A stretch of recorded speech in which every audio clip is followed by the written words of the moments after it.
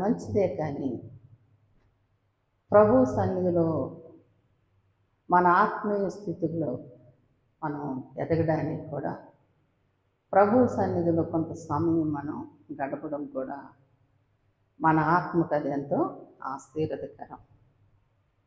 కాబట్టి దేవుని బిడ్డలమైనటువంటి మన ఎడల దేవుడు ఒక చిత్తము, ఒక తలంపు, ఒక ఉద్దేశము కలిగి ఉండి దేవుడు కొన్ని కోట్ల మంది ప్రజల నుంచి మనను ఆయన కొరకు ప్రత్యేకించుకొని మనకి రక్షణ ఇచ్చి నిత్య జీవము దేవుడు అనుగ్రహించడానికి ఆయన పరలోక వైభవమును విడిచిపెట్టి దాసునిగాను రిక్తునిగాను ఆయన ఈ లోకానికి శరీరధారిగా వచ్చి ఆయన మన కొరకు అనేకమైనటువంటి శ్రమలను అనుభవించి ఆఖరి రక్తపు పొట్టు వరకు కూడా ఆయన రక్తాన్ని ఆ గొల్గొతా కొండ పైన ఆ శిలువ మరణము ద్వారా మనకు రక్షణ విమోచన కలుగు చేయడానికి, నిత్య జీవాన్ని కలుగు చేయడానికి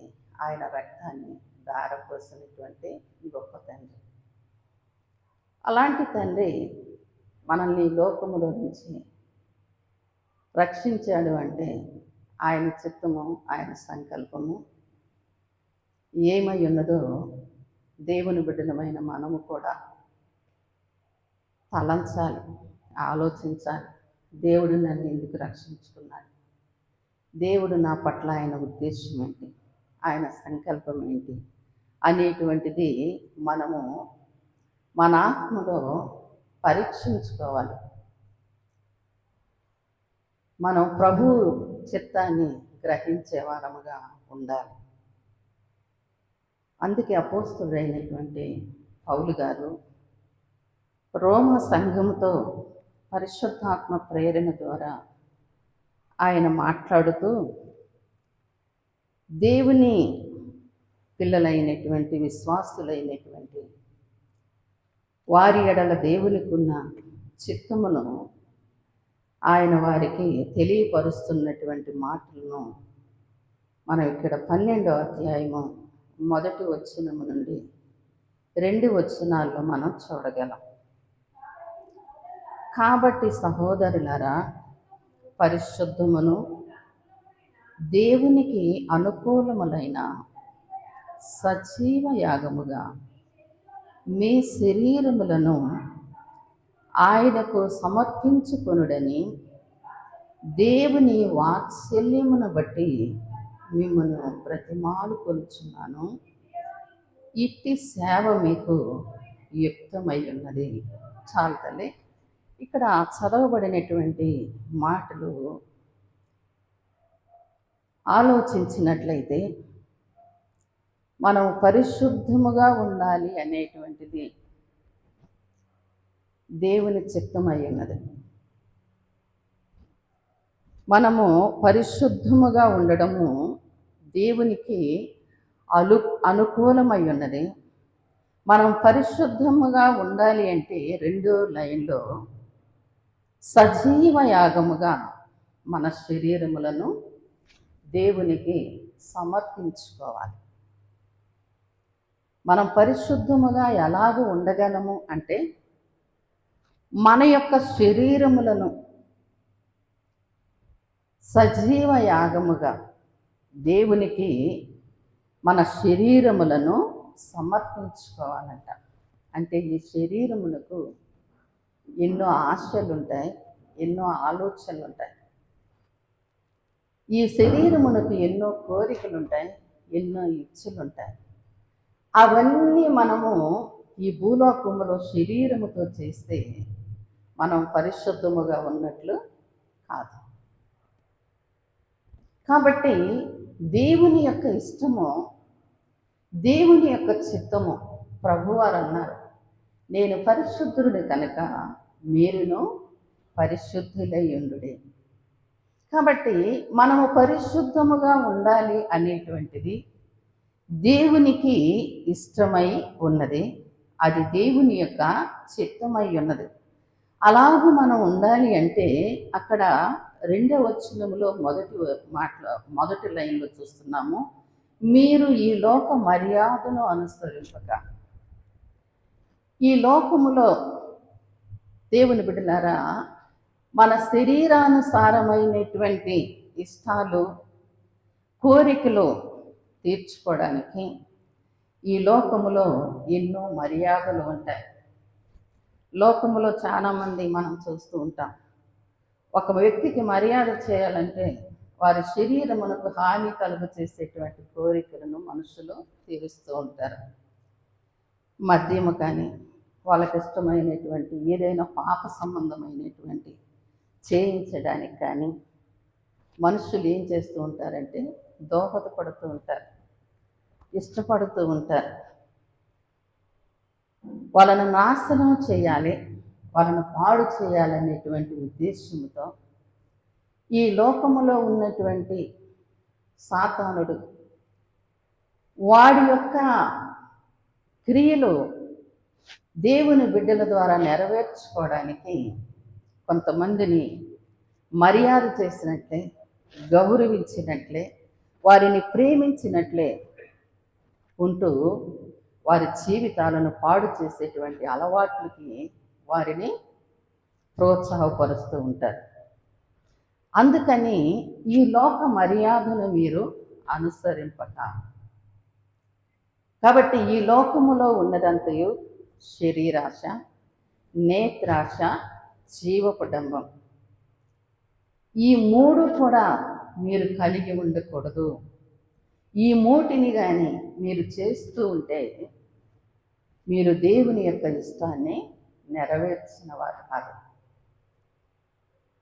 దేవుని చిత్తాన్ని మీరు నెరవేర్చిన వారు కాదు.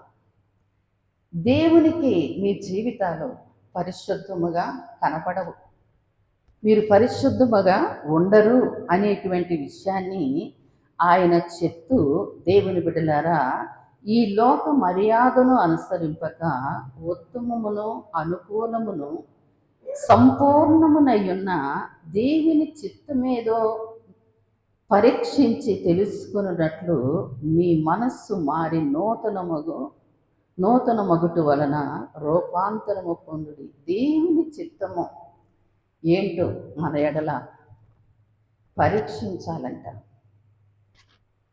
మనం ఎలాగూ ఉండుట దేవుని చిత్తం, మనం ఎలా జీవించుట దేవుని చిత్తం, మనం ఏమి చేయుట దేవుని చిత్తం, మనము మరి ఎలాగూ ఈ యొక్క లోకములో ఉండటం దేవుని చిత్తమో దానిని మనము ప్రభు సన్నిధిలో పరీక్షించాలి.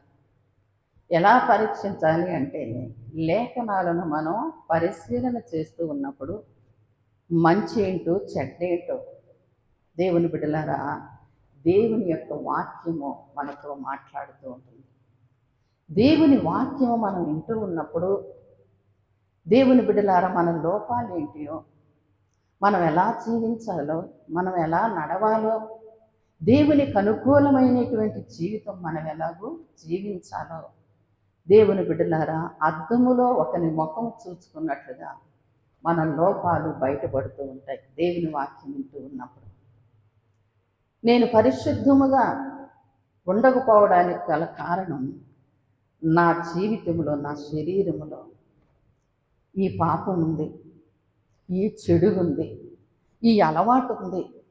కాబట్టి నేను ఎలాగో పరిశుద్ధంగా ఉన్నటువంటి వ్యక్తినిగా ఉన్నాను. కాబట్టి ఈ లోకము నన్ను అపవిత్రపరుస్తూ ఉంది, ఈ లోకము నన్ను పాడు చేస్తూ ఉంది. కాబట్టి ఈ లోకమును నా నుండి తీసివేసుకోవాలి, దూరం చేసుకోవాలి అనేటువంటి గ్రహింపు పరిశుద్ధాత్మ దేవుడు మనకి తెలియపరుస్తూ ఉంటాడు, బయలుపరుస్తూ ఉంటాడు. కాబట్టి దేవునికి అనుకూలమైనటువంటి జీవితం మనం జీవించాలి అంటే సజీవ యాగముగా మన శరీరములను దేవునికి సమర్పించుకోవాలి. అంటే ప్రాణముతో ఉన్నప్పుడే మనల్ని పాడు చేసేటువంటి అలవాటుల్ని చంపివేసుకోవాలి. అవి మనకెంత ఇష్టమైనటువంటి అయినప్పటికీ, అవి మనకెంత నచ్చినవైనప్పటికీ, అవి మనల్ని ఎంతగా తృప్తిపరిచే అయినప్పటికీ దేవుని బిడ్డలారా వాటిని మనం చంపివేసుకోవాలంట. వాటిని మనం చంపివేసుకోవాలి. కొన్ని అలవాట్లు మనిషిని పాడు చేస్తూ ఉంటాయి, మనిషి దేహాన్ని పాడు చేస్తూ ఉంటాయి. శరీరం లోపలికి వెళ్ళేటువంటి కొన్ని పదార్థాలు కూడా లోపల ఉన్నటువంటి అవయవాలను పాడు చేసేటువంటి ప్రమాదం ఉంటాయి. కాబట్టి వాటిని మనం తినకుండా మానుకోవాలి. మన వ్యాధిని డెవలప్మెంట్ చేసేటువంటి కొన్ని పదార్థాలు మనకు చాలా ఇష్టముగా అనిపిస్తూ ఉంటాయి, మనకెంతో నచ్చినవిగా అనిపిస్తూ ఉంటాయి. అవంటే మనకు చాలా ఆశ, కోరిక ఉంటుంది. కానీ ఆ వ్యాధి మనలో ఉన్నటువంటి ఆ రోగము, ఆ జబ్బు డెవలప్ కాకుండా ఉండాలి అంటే దానిని డెవలప్ చేసేటువంటి నీకు ఇష్టమైనటువంటి పదార్థమును నువ్వు తినకుండా మానుకోవాలి.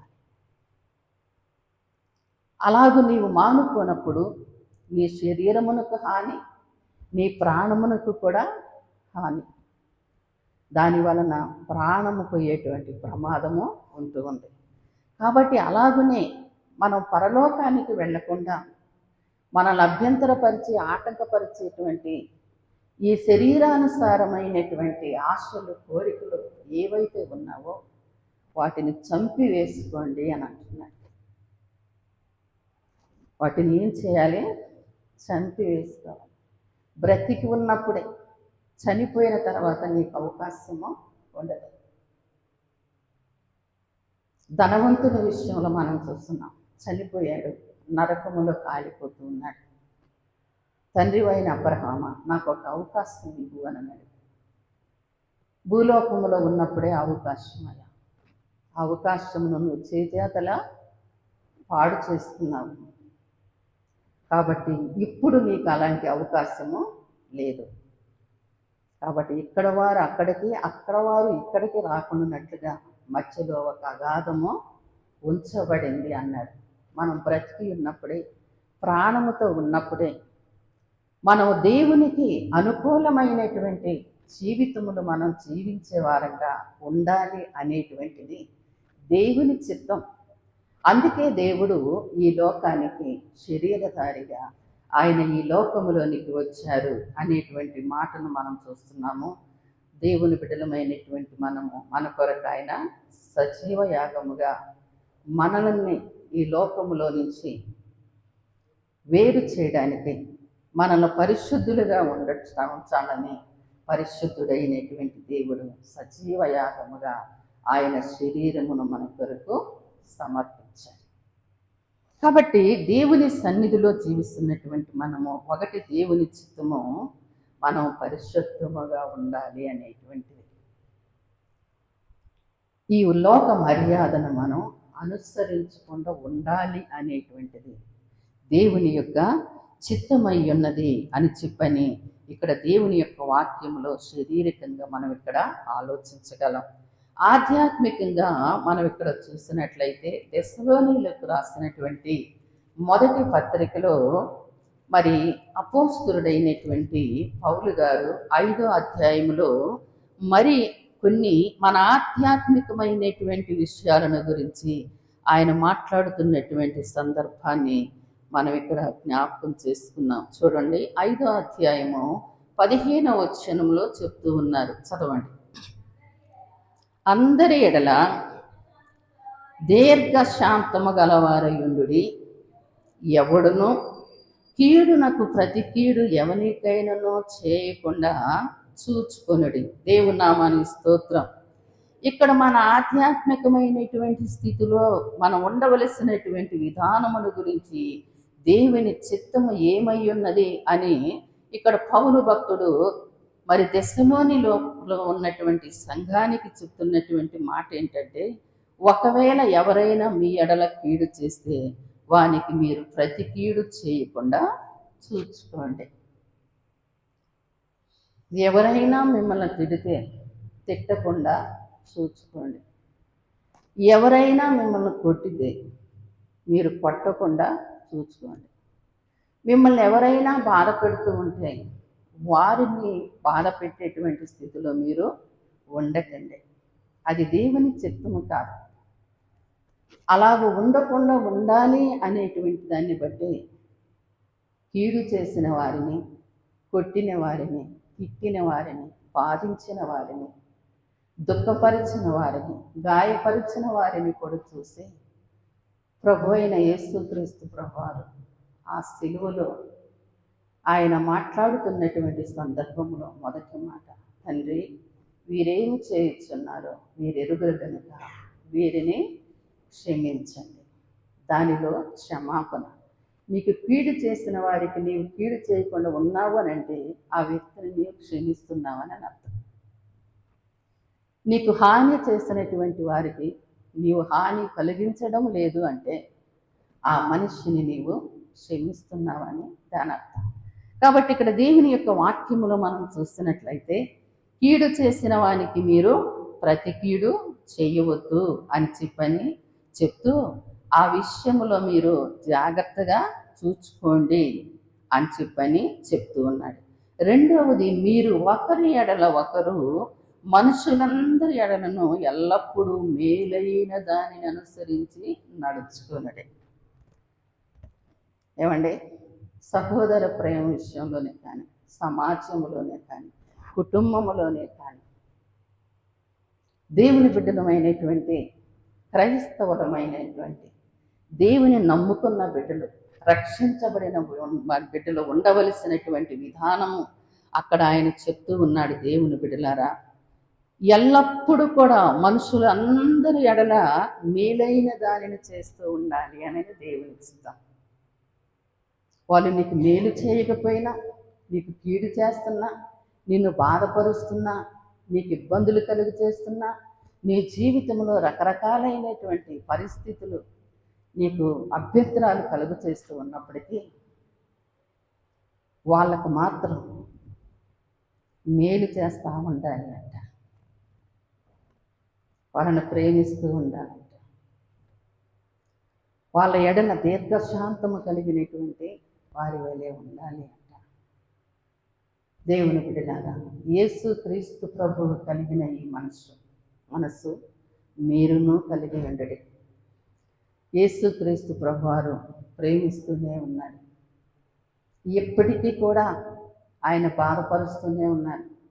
ఇప్పటికీ కూడా ఆయనకి ఇష్టం లేనటువంటి పనులే చేస్తున్నారు. ఇప్పటికీ కూడా ఆయన హృదయాన్ని గాయపరిచేటువంటి పరిస్థితులే మనస్సుల ఎడల జరుగుతున్నటువంటి పరిస్థితులు ఆయన చూస్తూనే ఉన్నాడు. నిజముగా మనుషులు చేసేటువంటి పరిస్థితిని బట్టి ఆయన ప్రతీకారం తీర్చుకోవాలంటే నిజముగా ఈ భూలోకంలో ఏ మానవుడు ఉండడు. అసలు ఈ భూలోకమే నిలిచి ఉండేది కాదు. కానీ ఆయన ప్రేమిస్తూనే ఉన్నాడు. ప్రభు బిడ్డలమని చెప్పుకుంటున్నటువంటి మనము దేవుని బిడ్డలారా, అలాంటి ప్రేమించే మనస్సు కలిగి ఉండడం దేవుని చిత్తం. దేవుని చిత్తము. దేవుని బిడ్డలారా, సంఘమై ఉన్నటువంటి మనం, క్రైస్తవులమైన మనం, క్రీస్తు రక్తం చేత కడగబడినటువంటి మనం, అలాంటి మనస్సు మనం కలిగి ఉండడం దేవుని చిత్తం. నిజంగా ఈ కూటాలు ఏ ప్రేరేపణతో మరి డేవిడ్ బ్రైనార్డ్ ఏర్పాటు చేశాడు. అది నిజముగా దేవుని కృప. దేవుడు చక్కని వాయిద్యంలో వాయించి బిడ్డనిచ్చాడు. మంచి తలంతులు కలిగి, మంచి వరాలు కలిగినటువంటి బిడ్డలు మీరు ఉంటారన్నారు. కానీ మీరు వాడుకోవడం లేదు. ఆ విషయంలో చాలా నిర్లక్ష్యం చేస్తున్నారు. ఏ ప్రార్థనా కూటాల్లో కూడా మీరు కలిసి రావడం లేదు. అది దేవుని చిత్తం కాదు. అది దేవుని ఉద్దేశము కాదు. కాబట్టి ఇక్కడ దేవుని యొక్క వాక్యములో మనం చూసినప్పుడు ఎల్లప్పుడూ కూడా మనం మేలు చేస్తూ ఉండాలి అనేటువంటిది దేవుని చిత్తమై ఉన్నది అనేటువంటి విషయాన్ని అక్కడ జ్ఞాపకం చేస్తూ ఉన్నాడు. ఆ తర్వాత ఎల్లప్పుడూ సంతోషముగా ఉండుడి. ఏమండి, ఎల్లప్పుడూ సంతోషముగా, బాధున్నా, దుఃఖమున్నా, మరి సమృద్ధి ఉన్నా, పేదరికం ఉన్నా, నీ జీవితంలో నువ్వే సమస్యను నువ్వు ఎదుర్కొంటున్నావో నాకైతే తెలియదు, కానీ వాటన్నిటిని కూడా సహిస్తూ ఓర్చుకుంటూ సంతోషముగా జీవించటం దేవుని చిత్తం. మనం ఎప్పుడూ సంతోషంగా ఉండాలనే దేవుడు మన కోసం ఈ లోకానికి వచ్చి మన బాధలు, మన కష్టాలు, మన శ్రమలు, మన దుఃఖం, మన వేదన అన్నీ కూడా ఆయనే భరించినట్లుగా లేఖనాల్లో మనం చూస్తూ ఉన్నాం. ఎప్పుడు సంతోషంగా ఉండాలి. ఇన్ని బాధలున్నా ఎట్లా వస్తుంది లేక నువ్వు అనుకోవాలి చూసిన వాళ్ళు. ఇన్ని కష్టాలు పడుతున్నా ఎలాగ సంతోషంగా ఉండగలుగుతున్నారు? దేవుని బిడ్డలారా, దేవుని ఆత్మ కలిగినటువంటి వారు, దేవునిలో ఉన్నటువంటి వారికి నిజంగా అలాంటి హృదయం ఉంటుందండి. ఎప్పుడైతే మనం దేవుని ఆత్మను కలిగి ఉంటామో అలాంటి ధైర్యం మనకు ఆటోమేటిక్గా వస్తుంది. కాబట్టి ఇక్కడ దేవుని యొక్క వాక్యములో మనం చూసినట్లయితే ఎల్లప్పుడూ సంతోషముగా ఉండుడి, ఎడతెగక ప్రార్థన చేయుడు. ఏం చేస్తూ ఉండాలి? ప్రార్థన చేస్తూ ఉండాలి. ప్రతిదాని కొరకు ప్రార్థన చేస్తూ ఉండాలి. ఒకరి మీద ఆధారపడుతూ ఉండకూడదు. నీకు ఏదన్నా అవసరం వచ్చినప్పుడు ఎవరిస్తారు? ఎవరి దగ్గరికి వెళ్ళాలి? ఎవరి వైపు చూడాలి? ఎవరిని అడిగితే మనకి ఈ మేలు జరుగుతుంది, ఈ సహాయం దొరుకుతుంది అని దేవుని బిడ్డలారా, దేవుని బిడ్డలమైనటువంటి మనం మనుషుల వైపు చూసేవారంగా మనం ఉండకూడదు. మనుషుల యొక్క సహాయమును కోరేవారంగా మనం ఉండకూడదు. బంధువులు ఉండవచ్చు, రక్త సంబంధులు ఉండవచ్చు, లేకపోతే తల్లిదండ్రులు ఉండవచ్చు, బిడ్డలు ఉండవచ్చు. ఎప్పుడు ఒకరి మీద ఆధారపడేటువంటి వారంగా మనం ఉండకూడదు. నీకు ఏ అవసరం వచ్చినా, ఏది నీకు కావాలన్నా ప్రభు సన్నిధిలో ప్రార్థన చేసి ప్రభువుని అడిగి మనం ప్రభు యొద్ద నుండి పొందుకునే వారంగా ఉండాలి. అది దేవుని చిత్తం, అది దేవుని యొక్క ఉద్దేశ్యము. దేవుని బిడ్డలారు, ఎవరిచ్చినా అది రుణమే, అప్పే, తిరిగి మరలా మనం ఇవ్వవలసింది. అదే తండ్రి అయినటువంటి దేవుడు మనకిస్తే ఆయనకు మనం తిరిగి ఇవ్వవలసిన అవసరం లేదు. ఆయన ఇవ్వమని కూడా అడగడు, కనబడ్డప్పుడు జ్ఞాపకం చేయడు. ఆయన ఒక్కసారి ఇచ్చాడు అని అంటే దేవుని బిడ్డలారా, తిరిగి దాన్ని జ్ఞాపకం కూడా చేసుకోడు. మనుషులైతే ఇస్తారు, దాన్ని ఊరక గుర్తు చేస్తూ ఉంటారు. వాళ్ళు కూడా జ్ఞాపకం చేసుకుంటూ ఉంటారు, ఇంకా మనిషి ఇవ్వకపోయినే, ఇంకా మనిషి ఇవ్వకపోయినే అని పదే పదే జ్ఞాపకం చేసుకుంటూ ఉంటారు. కాబట్టి దేవుని చిత్తం మన పట్ల మనం ఎల్లప్పుడూ కూడా ప్రతి దాని కొరకు ప్రభువు వైపు చూస్తూ ప్రార్థన చేసేవారంగా మనం ఉండాలి అనేది దేవుని చిత్తం. నీకు అనారోగ్యం కలిగినా, నీకేదైనా అవసరం వచ్చినా, నీకేదన్నా కావాలన్నా, నీకేదన్నా బాధ వచ్చినా, నీకేదైనా అవసరమైనప్పుడు నా తండ్రి నాకు ఈ అవసరం ఉంది, నాకు సహాయం చేయి అని ప్రభువుని పదే పదే అడుగుతూ ఉండాలి. ఆయనకి జ్ఞాపకం చేస్తూ ఉండాలి.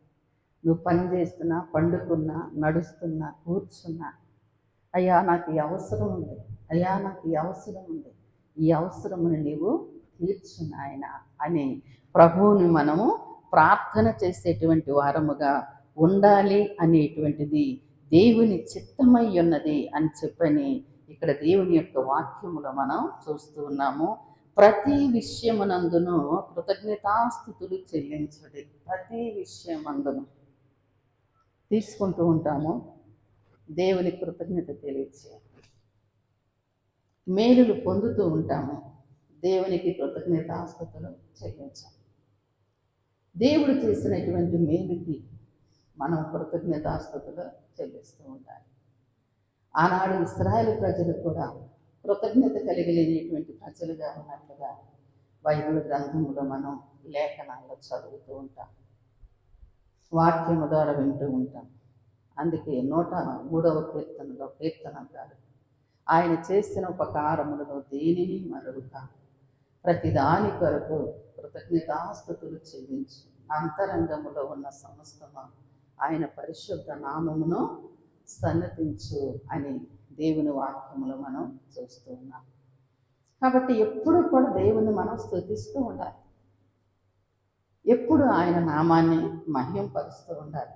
ఈ రోజున మనం సజీవులుగా ఎలాగ ఉన్నాము అంటే అది దేవుని యొక్క మహాకృప. మనం ప్రాణంతో ఉన్న భక్తులు అంటున్నారు, ఈ దినమున నేను సజీవుడైన యెహోవాను స్తుతిస్తూ ఉన్నాను, ఆయన నామాన్ని మహింపరుస్తున్నాను. నిజమే, ఈ దినము చూడనటువంటి వారు, ఈ క్షణము చూడనటువంటి వారు ఎంతోమంది ఈ భూమిని విడిచి వెళ్ళిపోయినటువంటి వారిని మనం చూస్తా ఉన్నాం. వ్యాధులతో కావచ్చు, యాక్సిడెంట్లతో కావచ్చు, అకాల మరణములతో కావచ్చు, ఆత్మహత్యలతో కావచ్చు, రకరకాలైనటువంటి పరిస్థితుల్లో ఈ భూమిని విడిచిన వారు ఎంతోమంది ఉండి ఉండవచ్చు. కానీ దేవుడు నిన్ను నన్ను ప్రేమించి మంచి ఆరోగ్యం ఇచ్చి, మంచి ఆహారం ఇచ్చి, మంచి ఆరోగ్యం ఇచ్చి, మంచి ఉద్యోగం ఇచ్చి, మంచి ఇల్లు ఇచ్చి, భార్యనిచ్చి, భర్తనిచ్చి, పిల్లలనిచ్చి, ఈ యొక్క సమాజంలో నెమ్మదినిచ్చి, సమాధానం ఇచ్చి, సంతోషంగా మనం ఉన్నాము అంటే నిజముగా అది ఆయన కృప కదా. నీళ్ళు లేక ఎంతోమంది బాధపడుతున్నారు. మనకు సమృద్ధి అయినటువంటి నీటిని దేవుడు ఇచ్చాడు. అది దేవుని యొక్క కృప కదా. ఎందుకంటే మనం కష్టపడకూడదు, శ్రమ పడకూడదు, మనం సంతోషంగా ఉండాలి. ఏ విషయంలో మనం దిగులు పడుతూ విచారపడుతూ ఉండకూడదు అనేటువంటిది దేవుని చిత్తం. అందుకే దేవుడు అన్నీ మనకి అనుగ్రహిస్తూ ఉన్నాడు. కష్టం వచ్చినా దేవుని స్తుతించు, నీకు బాధ వచ్చినా దేవుని స్తుతించు, నీ శరీరంలో ఏదైనా అనారోగ్యం నేను బాధపడుతూ ఉంటే దేవుని స్తుతిస్తూ ఉండదు. ఆ అనారోగ్యం నీ నుంచి విడిచిపోతుంది, నీకున్న కష్టము నీ నుండి విడిచిపోతుంది. ప్రభువును మనం స్తుతిస్తూ ఉన్నప్పుడు నీకు అనారోగ్యము కలుగు చేసిన సాతానుడు ప్రభువును నీవు స్తుతిస్తూ ఉండగా, ప్రభువు మన యొక్క హృదయంలోకి వస్తూ ఉండగా అపవాది వెళ్ళిపోతాడు. వెలుగు మనలోనికి వస్తూ ఉన్నప్పుడు చీకటి పారిపోతూ ఉంటుంది. అలాగే ప్రభు సన్నిధిలో ఎల్లప్పుడూ ప్రభువుని స్తుతిస్తూ ఉండాలనేటువంటిది దేవుని యొక్క చిత్తమై ఉన్నది అనేటువంటి మాటను మనం కృతజ్ఞతాస్తుతులు చెల్లించు. ఇలాగు చేయుట యేసుక్రీస్తునందు మీ విషయంలో దేవుని చిత్తము. దేవుని నామాని స్తోత్రం. ఎవరి చిత్తము, ఎవరిష్టము? దేవుని ఇష్టం. మనం పరిశుద్ధంగా ఉండడం దేవుని చిత్తం. ఆయనకు అనుకూలమైనటువంటి జీవితం మనం జీవించటం దేవుని చిత్తం. దేవుని యొక్క ఇష్టానుసారమైనటువంటి సేవ చేయడం దేవుని యొక్క చిత్తం. మనము దేవునికి మన యొక్క జీవితాన్ని సమర్పించుకున్నట దేవుని చిత్తం. అలాగ ఉండాలనేటువంటిది ఆయన చిత్తం. కాబట్టి ప్రార్థన చేయాలనేటువంటిది ఆయన చిత్తం, సంతోషముగా ఉండాలనేటువంటిది ఆయన చిత్తం. ఎడతెగక దేవునికి మనం కృతజ్ఞతాస్థుతులు చెల్లించటం దేవుని యొక్క చిత్తం. అలాగూ మనం ఉండాలి అని దేవుడు ఆశపడుతూ ఉన్నాడు. కాబట్టి సంఘములో ఉన్నటువంటి మీరందరూ కూడా దేవుని చిత్తాన్ని, దేవుని ఇష్టాన్ని నెరవేర్చడానికి ప్రయాసపడండి, పాటుపడండి. మనం ఆరోగ్యంగా ఉండటం కూడా దేవుని చిత్తమే. మీరు మంచి ఉద్యోగాలు కలిగి ఉండటం కూడా దేవుని చిత్తం. లేకపోతే ఉద్యోగాలు మీకు ఎందుకు వస్తాయి? మీరు మంచి ఇల్లులు కలిగి ఉండడం దేవుని చిత్తం. అందుకే దేవుడు కొంతమందికి అడగకుండానే కొన్ని ఇస్తూ ఉంటాడు. అది దేవుని చిత్తం. మీరు మంచిగా ఉండాలి, మీరు అత్యున్నతమైనటువంటి స్థితిలో ఉండాలి. మీరే కాదు, మనం ఎవరైనా సరే అందరం కూడా దీవించబడాలి, ఆశీర్వదించబడాలి, అభివృద్ధి పొందాలి అనేటువంటిది దేవుని చిత్తం. అందుకే ఆదికాండం 1వ అధ్యాయంలోనే 26వ వచనం నుంచి మనం చూస్తే నరుడిని చెయ్యాలి అని ఆయన ఉద్దేశించి సంకల్పించి వారిని స్త్రీనిగాను పురుషునిగాను చేద్దాము అని వారిని ఆశీర్వదించి ఎట్లనగా వారు ఫలించి అభివృద్ధి నొంది విస్తరించి భూమిని నిండించి దానిని లోబరుచుకుంటారు అనేటువంటిది దేవుని యొక్క చిత్తం. దేవుని యొక్క ఉద్దేశ్యము కలిగి దేవుడు ఈ భూలోకములో నరులను ఆయన తయారు చేసినట్లుగా దేవుని యొక్క వాక్యములు మనం చదువుతున్నాం. మీరు దీవించబడడం దేవుని చిత్తమే, ఆశీర్వదించబడడం దేవుని చిత్తమే, ఆరోగ్యంగా ఉండడం దేవుని చిత్తమే. ఈ భూలోకములో సంతోషముగా ఉండటం. ఎప్పుడు సంతోషం ఉంటుంది మనిషికి? అన్నీ కలిగి ఉన్నప్పుడే మనిషి సంతోషంగా ఉంటాడు. ఏ ఒక్కటి తక్కువైనా కూడా మనిషి చింతపడుతూ ఉంటాడు, మనిషి బాధపడుతూ ఉంటాడు. కాబట్టి ఏ లోటు లేకుండా, ఏ లోపము లేకుండా, మనల్ని చింతకి, బాధకి, వేదన గురి చేసేటువంటి ఏమీ లేకుండా మనం సంతోషంగా ఉండాలి అనేటువంటిది దేవుని చిత్తం. కాబట్టి అలాగూ దేవుడు మనల్ని దీవిస్తూ ఆశీర్వదిస్తున్నాడు. అలాగ ఆశీర్వదిస్తున్నటువంటి దేవునికి మన జీవితాలను సజీవ యాగముగా సమర్పించుకొని దేవుని యొక్క సేవ చేయడం దేవుని చిత్తం.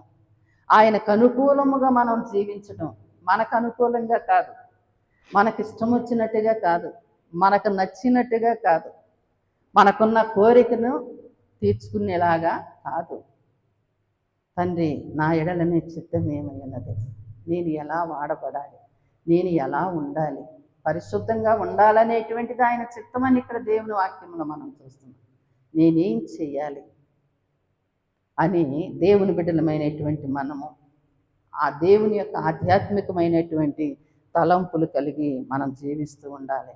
కాబట్టి ఉన్నప్పుడు ఒకలాగా ఉండి, లేనప్పుడు మరొకలాగా ఉండేటువంటి జీవితాలు మనకొద్దు. అనుకూలంగా ఉన్నప్పుడు ఒకలాగా ఉండి, అనుకూలత లేనప్పుడు ఇంకొకలాగా ఉండేటువంటి జీవితాలు మనకి వద్దు.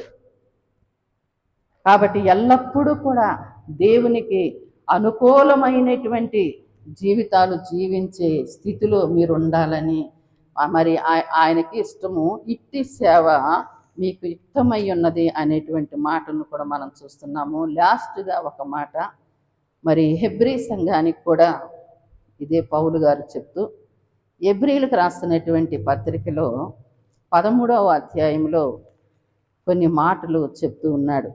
ఆ మాటలను మనం ఒకసారి జ్ఞాపకం చేసుకుందాం. 13వ అధ్యాయము 7వ వచనం.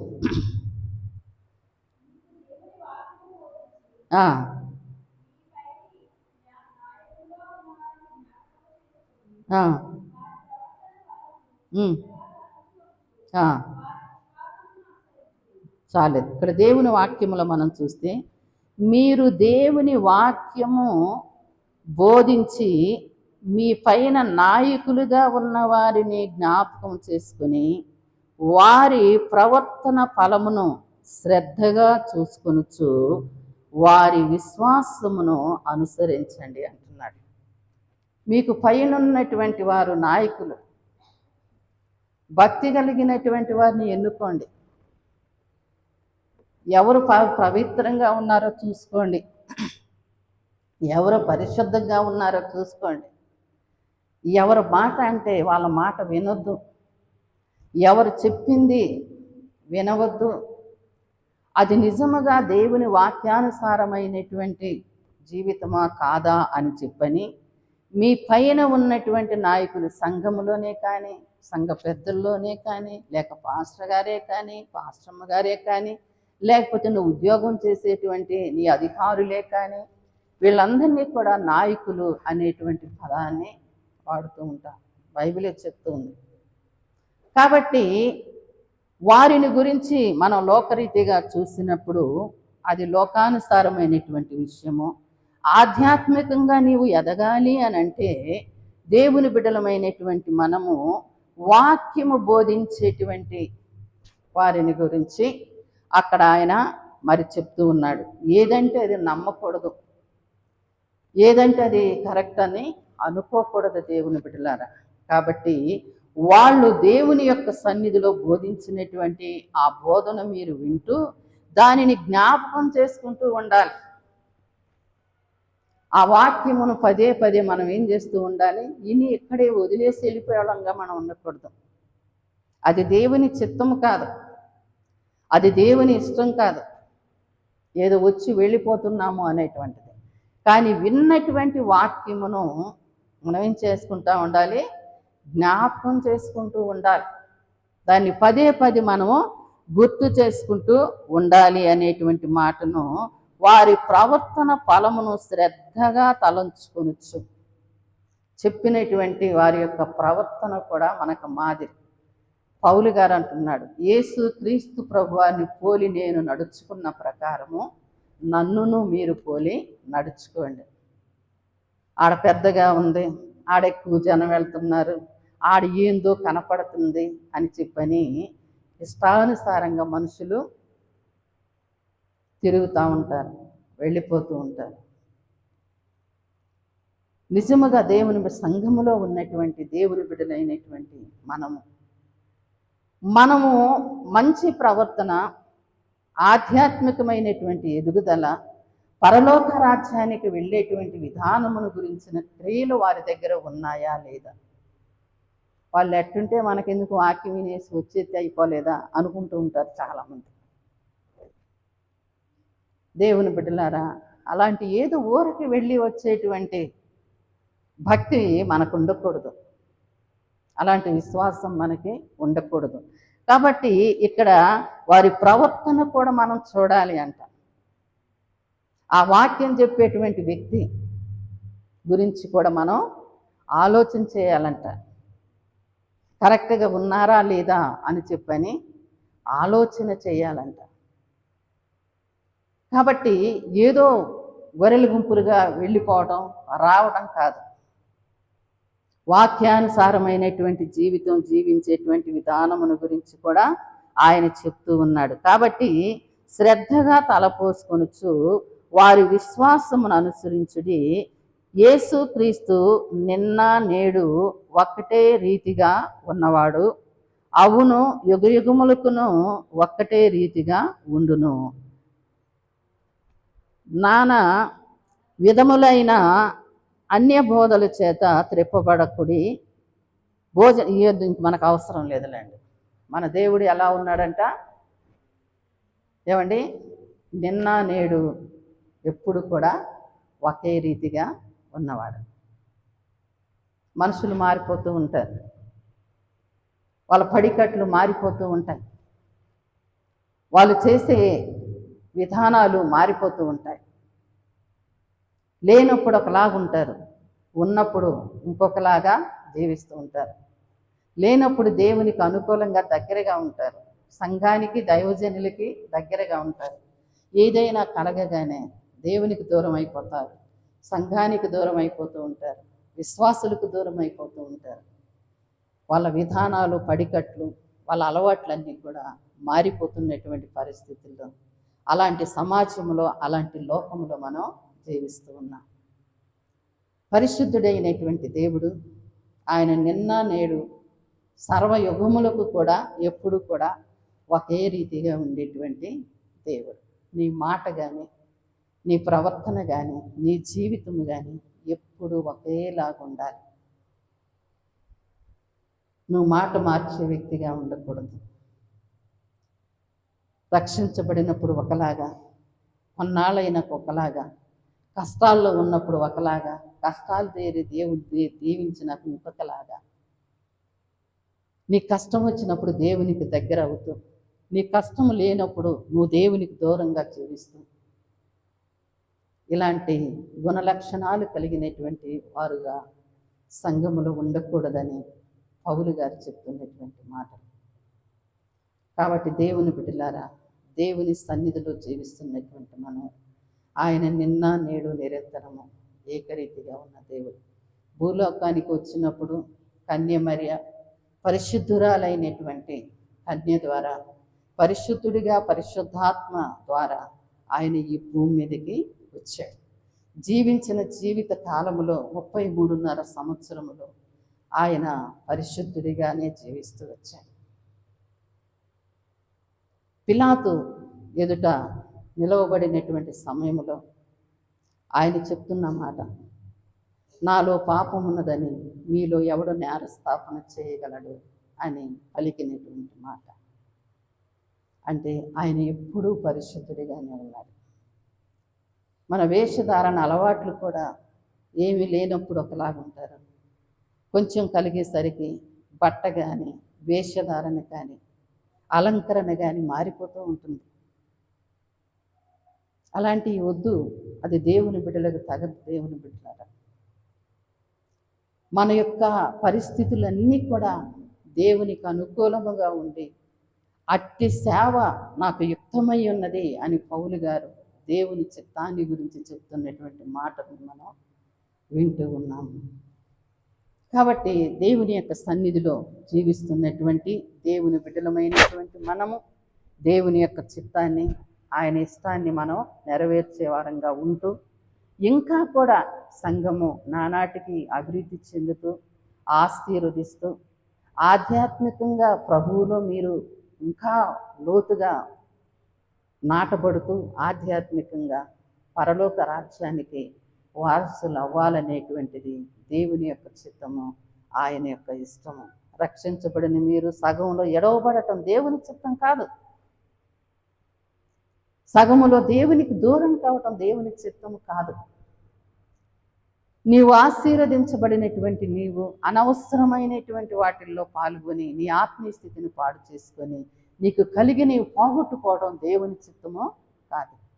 ఒకప్పుడు దీవించబడినటువంటి దేవునికి భక్తిగా ఉన్నటువంటి స్థితుల్లో చాలామంది ఆధ్యాత్మికంగా దేవుని సన్నిధిలో వాడబడుతూ వచ్చారు. భక్తిలో, విశ్వాసంలో, ప్రార్థనలో, మరి దైవ కార్యక్రమంలో ఇన్వాల్వ్ అవుతూ పాల్గొంటూ ప్రభువుకు నమ్మకంగా జీవించినటువంటి పరిస్థితులు.